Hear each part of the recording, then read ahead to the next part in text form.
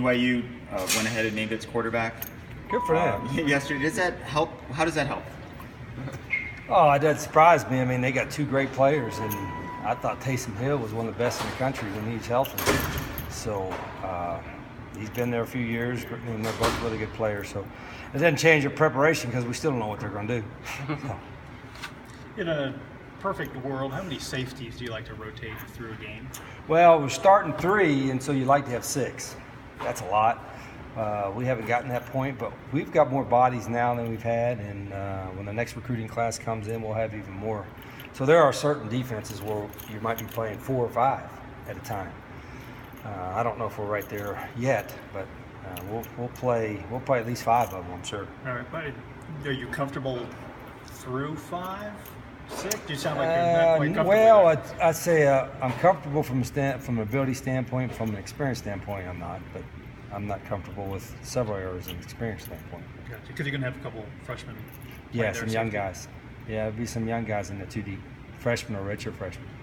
You talked a lot about developing depth. What position on the team do you feel the best about from a depth standpoint? Depth standpoint, probably running back.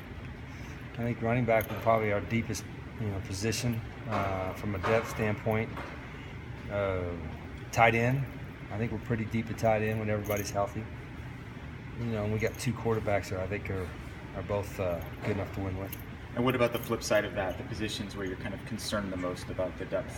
Well, both up front, both ways, line, D-line, probably at linebacker. I think we're okay at receiver, but both lines are not nearly as deep as we need to be. For the guys that enrolled early, did you notice that making a difference coming in and fall? Well, it did. Probably not as much as you'd hope, because you forget the 15 practices in spring were beneficial, but probably not enough to put some of them over the top. Most of those guys will be redshirted. But when you're redshirting a lot of young guys, that's not necessarily a bad thing. Maybe that means you got some pretty good players in front of them. But I think this year we'll play a few freshmen, and next year we'll probably play even more. Just judging on the way the recruiting class is going. DeAndre Miller had a pretty productive spring. Has he built on that here? He has. Yeah, he's one of the leaders on defense. He's an athletic guy, can drop, he can pass rush. He's had a really good camp. Is he the best, quote unquote, pure pass rusher on the team? I don't know. That's a fair question. I think he's certainly one of the best. Out of the linebacker crew, he's probably the best.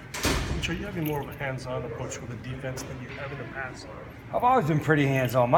What I'm more hands-on probably now is just in the overall philosophy and I guess scheme-wise, but I'm not teaching it, coaching it per se, because I got 4 really good coaches plus 2 really good GAs that are able to teach it and coach it. So I'm just kind of overview, but probably not more so in the past. Just from an initial standpoint, I was.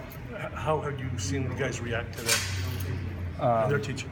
The coaches? No, the players. The players. Well, yeah, I don't know. I don't think they see me any more over there than they have in the past. I think just from I explained some of the things in the spring and the beginning of camp from a philosophy standpoint, but our defensive staff has done a really good job, and it's going to be a work in progress because it's all new. It's like everybody's a freshman in the system, but Coach Yates and those guys are doing a really good job of teaching what new that we're doing, because there's some carryover from last year, of course, but they're doing a good job of teaching it, and I'm sure we'll have to adjust in games as well.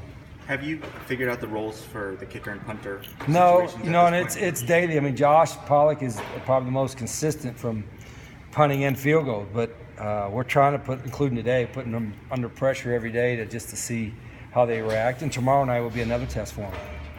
With a team with so much mystery kind of with BYU changing things up, do you coach to personnel and coach to what you think they're going to do? Well, even personnel's a mystery more than anything on your first game. You just got to project maybe what they've done in the past, because there's no set thing that we can rely on. But I think there's always some unknown for them too. We got a new defensive staff. We got new stuff we're going to do on offense. So there's always some more unknowns in your first game. So your first game is probably the game that you have to adjust the quickest on than anything you play all year. Is there a game that an opening game that you can recall from your career where someone threw some, several surprises at you that really caught you off guard?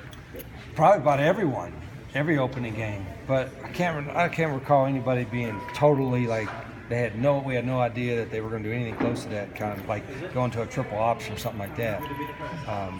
And I think you got to be good enough in a base, offense or defense, to at least have some success till you see what they're doing. What made you think of Chris Singletary when a job opened up on your staff? Well, he's with me at Michigan. He did a great job up there. I didn't know he would leave the state, and his whole family, I think even his parents have moved down there or going to. He's got a great personality. He's perfect for that role. It allows Matt Dudek to do more administrative things with me as far as managing the team. So it's been a really good move, and I think it's helped us overall in recruiting. That and the fact we got some new coaches that have some pretty good ties in California. That's helped as well. It's now illegal to hit a sliding quarterback. Is that something that should benefit on him? You want him to Yeah, it's illegal, I guess. If you're kind of targeting, I still would prefer the quarterbacks to slide forward rather than feet first. I think feet first, you're still a little bit vulnerable. And we haven't really probably worked on it too much. We'll probably talk about that a little bit as we go into the games. But Anu's a smart guy, and he understands we don't want him taking hits up high.